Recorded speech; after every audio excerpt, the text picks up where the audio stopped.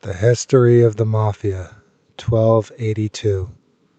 The Mafia did not begin in 1282, but the Sicilian Vespers became an important part of its later mythology. By the late 13th century, Sicily was one of the most strategically important islands in the Mediterranean.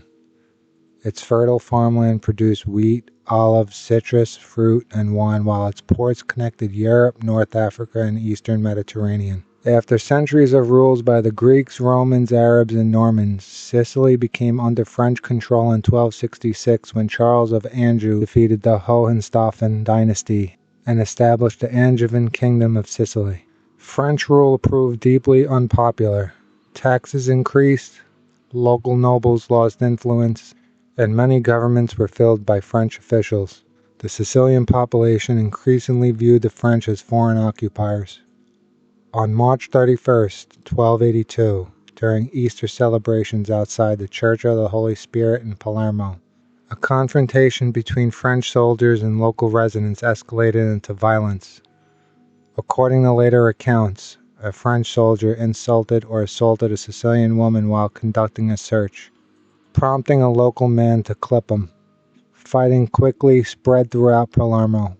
Church bells alerted residents across the city, and armed Sicilians attacked French soldiers, officials, and settlers. Within days, the rebellion spread throughout the island, forcing the Angevin government from Sicily. The uprising became known as the Sicilian Vespers and remains one of the most significant revolts in medieval European history. Although later generations connected the Sicilian Vespers to the origins of the Mafia, historians agree that Cosa Nostra did not exist in 1282.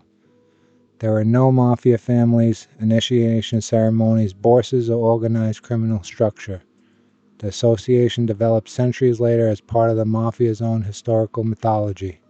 The lasting importance of the Sicilian Vespers lies in its symbolic value. The revolt reinforced traditional of local solidarity, distrust of foreign governments, and reliance on one's own community rather than distant political authorities. Those attitudes shaped Sicilian society for centuries and later influenced the environment in which the Mafia emerged. After the Sicilian Vespers, Sicily remained under successive foreign rulers, including the Crown of Aragon, the Spanish Empire, and the Bourbon monarchy. Despite these political changes, conditions for most Sicilians changed very little.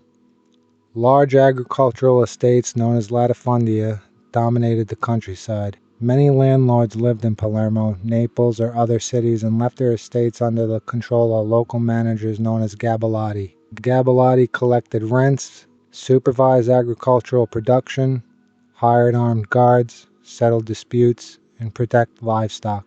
In many rural areas, they exercised greater practical authority than government officials. Law enforcement remained weak outside major cities. Roads were dangerous, bandits were common, and the government courts were often inaccessible.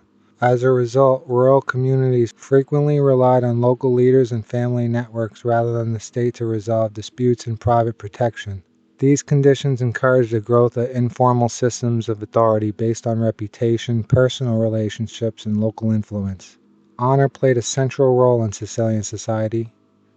Reputation affected businesses, family relationships, and personal security. Maintaining one's honor often depended on resolving disputes privately rather than appealing to government officials. This tradition later became associated with omerta, a concept often translated as a code of silence.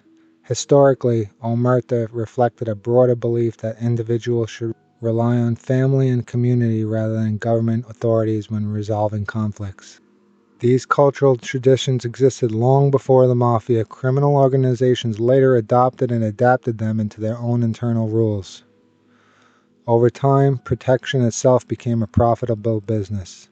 Farmers, merchants, and landowners paid influential local men to safeguard crops, livestock, and commercial activity. In some cases, these services provided genuine security. In others, the same individuals offering protection also created or controlled the threats. This system expanded throughout western Sicily during the 18th and early 19th centuries. Although no unified Mafia organization yet existed, Networks of influential local figures relied on personal loyalty, violence, mediation, and economic influence to maintain their authority.